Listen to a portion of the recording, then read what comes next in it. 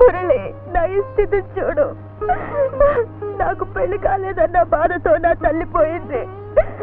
నేను దాన్ని కావాలని ఆశించి నా అక్క చనిపోయింది. నీ భార్యని కావాలని కలలు కన్నా నేను ఇంట్లోనే విధురాళ్ళయ్యాను. పెళ్లి కాకుండానే బిడ్డకు తల్లిదయ్యాను. ఈ దౌర్భాగ్యపు జీవితానికి బందీనయ్యాను. వీల్లేదు, నిన్ను చూస్తూ ఈ అగ్ని పర్వతాన్ని మనసులో దాచుకుని బతకలేను. నిజం చెప్తాను, నీకోసమైనా నిజం చెప్తాను. ఆగు. ఏమని చెప్తావు నిజం? ఎవరికి చెప్తావు నిజం? నువ్వు విజయవి కావు, వాణివని చెప్తే వాళ్ళ దృష్టిలో నువ్వు నీతి వాళ్ళని దాని అవుతావు. నీ శీలాన్ని శంకించి నిన్ను అవమానించి రాసిన ఉత్తరం సంగతి మర్చిపోయావా? నువ్వు ఆ వాణివేనని నిన్ను ప్రేమించే ఆ మురళికి తెలిస్తే అతని దృష్టిలో నీ స్థానం ఏమిటి? ఏమైనా సరే నా గుండెల్లో రగిన మంటలు దాచుకోలేను. ఆ బిడ్డకి నీడ దొరికితే నాకేమైనా పర్వాలేదు. ఆగు. పిచ్చిదానా, నిన్ను నమ్మని వాళ్ళు నీ మాటలను ఎలా నమ్ముతారు? ఆ బిడ్డ నీ బిడ్డ కాదని, నీ అక్క బిడ్డని ఎలా నమ్ముతారు? నీ మూలంగా బిడ్డ దిక్కులేని వాడు అవుతాడు. ఆలోచించు, ఇద్దరు దిక్కులేని వాళ్ళు అవుతారు.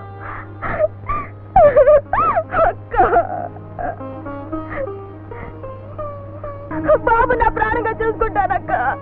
అవును అవునక్క. అదిగాక నన్ను అనుక్షణం వెంటాడతానన్న రంగున్ రాజా బారి నుండి తప్పించుకు బ్రతకాలంటే ఈ పాత్రే నా శీలానికి శ్రీరామ రక్ష. అందుకే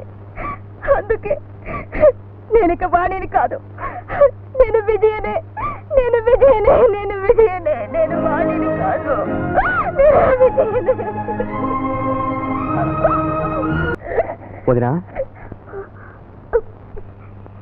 జ్ఞాపకాలు బాధలు నాకే ఉన్నాయనుకున్నాను. అవి నీకు కూడా ఉన్నాయని ఇప్పుడే తెలుసుకున్నాను. అవును వదినా, తీయని అనుభూతులు తీరని బాధలుగా మారిపోయాయి. అంత అందమైన అనుభూతులకి కారణమైన వ్యక్తి ఇంతవరకు ఆమె నా కళతో నేనే చూడలేదు. ఊహాసుందరన్నమాట. కాదు, ఆమె నా ఆరాధ్య దేవత. పేరు వాణి. దేవుణ్ణి ఇంతవరకు ఎవరూ చూడకపోయినా మనస్ఫూర్తిగా పూజిస్తున్నాం. ఇది కూడా అంతే. ఆమె నా మనసులోనే ఆరాధిస్తున్నాను. మరి ఆమె పెళ్ళెందుకు చేసుకోలేదు? గిట్టని వాళ్ళెవరో ఆమె మీద కళంకని అని అపాదు వేశారు. కళ్ళారా చూడని మనుషులు కళంకం లేదని మీకెలా తెలుసు? నాకు తెలుసు, నా ఒక్కడికే తెలుసు. వాణి నిప్పు లాంటిది. ఆమె మీద అంత నమ్మకమా? పాలు తెల్లగా ఉంటాయన్నది నమ్మకం కాదు వదినా, నమ్మకంతో పని లేని సత్యం. వాణి గురించి తెలుసుకోవాలని వాళ్ళ ఊరు వెళ్ళాను. మీరు వెళ్ళారా? అవును. అక్కడ విన్న వార్తలే ఆమె మీద నాకున్న విశ్వాసాన్ని మరింత పెంచాయి. పెళ్ళాగిపోయిందని తెలియగానే వాళ్ళమ్మ గుండెకి చనిపోయింది. వాణి ఉన్న ఇంటిని, పుట్టిన ఊరిని వదిలి అజ్ఞాతంలోకి వెళ్ళిపోయింది. మీరు వస్తారో లేదోనని తెలుసుకోలేక, వచ్చినా ఆదరిస్తారో లేదోనని ఊహించలేక వెళ్ళిపోయింది. దురదృష్టవంతురాలు.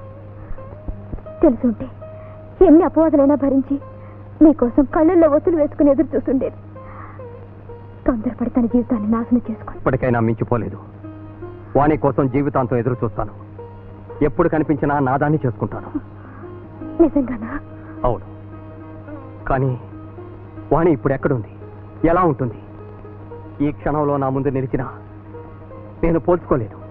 ఆ వచ్చి నేనే వాణి నేను చెప్తే మీరు ఆదరిస్తారా? ఆదరించడం కాదు, ఆప్యాయంగా నా దాన్ని చేసుకుంటాను. కానీ ఇన్నాళ్ళు ఎందుకు రాలేదు? మీ మనసు తెలియక. వదినా, ఇప్పుడు ఆనందంగా మీ ముందుకు వస్తుంది. వదినా, మీ వాణి మీ దగ్గర ఉంది.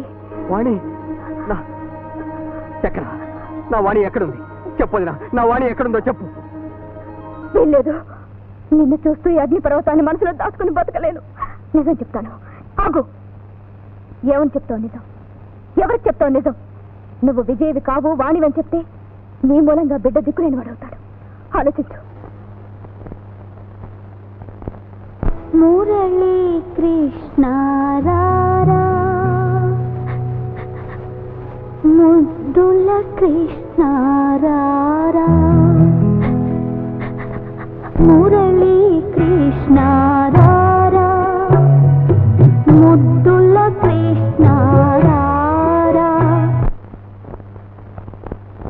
పాట ఆపేశావే వదినా?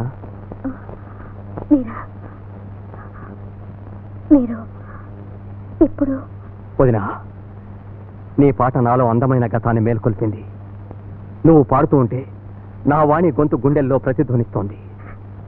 జీరబోయిన నీ కంఠంలో తీయదనం, ఒకనాడు నన్ను ఊపి ఉర్రూతలూగించిన మధుర స్మృతి. ఆపకొదినా, పాడు, నా కోసం పాడు. పాడతాను. నా పాట మీకు మనశ్శాంతినిస్తుందంటే తప్పకుండా పాడతాను. వదినా, మనసులో ఉన్నది వివరించి చెప్పలేని బాధ, చెప్పకూడని వ్యధ, ఈ రెండిటి మధ్య నలిగిపోతున్నాను. విధి ఒక్కొక్కరి జీవితంలో ఒక్కొక్క రకంగా ఆడుకుంటోంది. నా మనిషిని నా కళ్ళ ముందే పెట్టి నన్ను చిత్రవద చేస్తోంది. అవును, అన్నయ్య ఇంకా మన కళ్ళ ముందే ఉన్నట్టు అనిపిస్తోంది. నువ్వు నాకు వదినవు కాకపోతే, నువ్వెవరవో నాకు తెలియకపోతే, నీ గొంతు వినగానే నువ్వే నా వాణివని అనుకునేవాణ్ణి. ఆమె గొంతు వినిపించగలనే గాని ఆమెను కాలేను కదా. అవును వదినా, నా వాణి అందుబాటులో లేని దూర తీరాలకి వెళ్ళిపోయింది. అందని వస్తువు దూరంలో ఉన్న ఒకటి, దగ్గరలో ఉన్న ఒకటి. లేదు వదినా, దగ్గరలో ఉంటే ఏదో ఒక రోజున నా మనిషి అవుతుందనే ఆశైనా ఉండేది.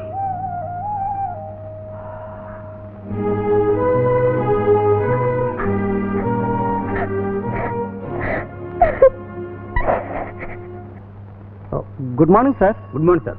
Good morning. What, captain Mohan? What, captain Mohan? మీరు ఇంకా బ్రతికే ఉన్నారా?